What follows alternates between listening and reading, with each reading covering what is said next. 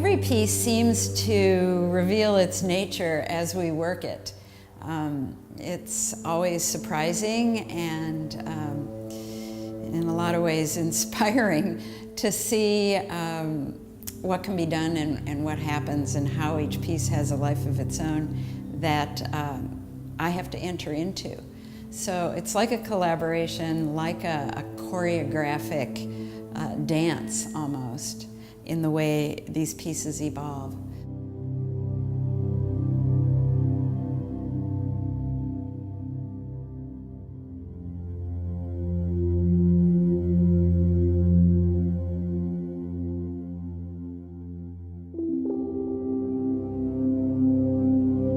Iridescence of car paint, and especially the way we've kind of worked out the layering so that there's kind of a silver underplay, and the color is matte and yet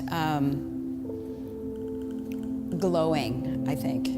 And combining colors that were very unlikely just to play against one another and kind of create more movement and send the viewer around to see the shapes as they kind of blow in the breeze.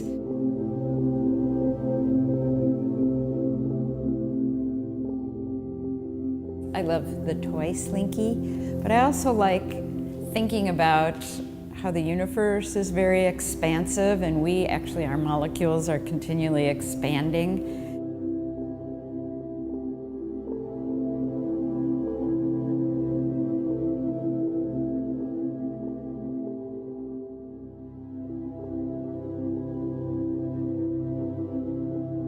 The early work was a lot of found objects in assemblage.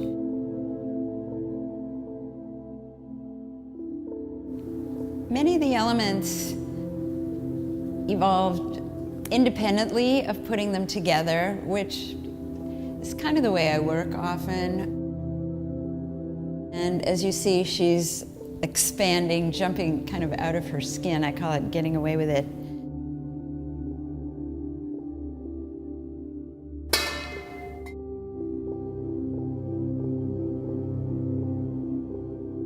These little balls are painted again with multi-pigment car paint, and I like how they look so global and how her neck is global, reflecting in the light in a good way.